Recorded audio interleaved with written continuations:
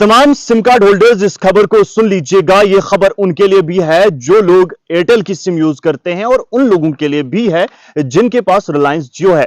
नाज़रीन, हो सकता है आने वाले वक्त में अब आपके जो ओटीपी आपके मोबाइल पर आते थे वो बंद हो जाए।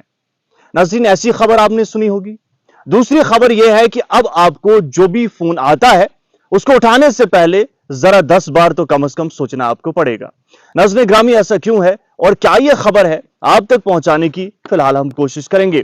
दरअसल बहुत सारे मैसेजेस आपके मोबाइल पर आते थे और हो सकता है अब थोड़ा बहुत कम भी हो गए हों, जिनमें ओटीपी या फिर ओटीटी लिंक्स और एपीके फाइल्स वगैरह भी आती थी।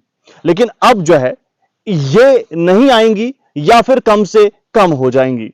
कैसे?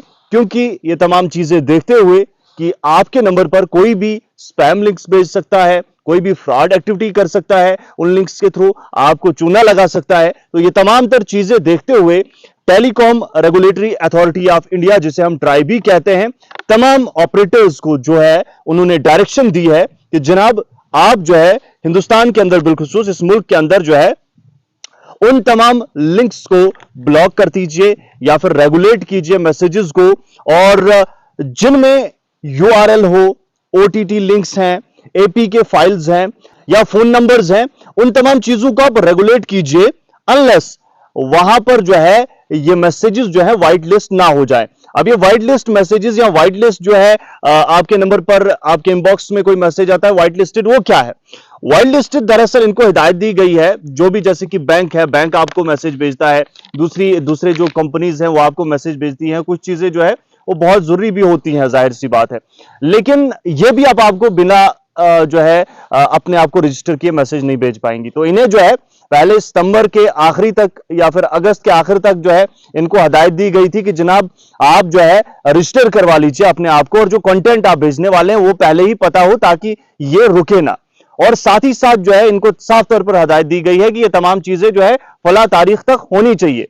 लेकिन फिर क्या हुआ कि जो एयरटेल है या फिर जो जियो है, रिलायंस जियो, आइडिया, वोडाफोन, इन 2-4 कंपनियों में सोचा कि मजीद थोड़ा सा वक्त इन्हें दिया जाए ताकि ये अपने जो कंटेंट है, अपने जो मैसेजेस ये भेजने वाले हैं उनको पहले ही जो है व्हाइट लिस्टेड करवा लें, ताकि जो कंज्यूमर्स हैं या फिर जहां पर ये सिम आपकी रजिस्टर्ड है उनको किसी भी दिक्कत का सामना ना करना पड़े। पहले तो ये बात है और खबर ये पुरानी है। दूसरी बात ये, जैसा मैंने आपको कहा कि अब अगर आपने फोन कॉल्स करनी है या फिर फोन कॉल्स उठानी है तो 10 बार जरूर सोचेगा। नाज़रीन ग्रामी, ये खबर आपके लिए थी और 10 बार सोचने के पीछे की जो वजह है वो ये है क्योंकि आपके फोन के ऊपर जो भी कॉल आपको आएगी, हो सकता है कोई फ्रॉड बैठा हो या फिर ऐसा भी हो सकता है कि कहीं और से वो फोन कॉल आपके नंबर पर आ रही हो और आप उठाएंगे तो आप उसकी वजह से जो है मुसीबत में मुब्तला हो सकते हैं। तो आजकल जो टेक्नोलॉजी है, जो आपके हाथ में मोबाइल फोन है, इसका इस्तेमाल करना बहुत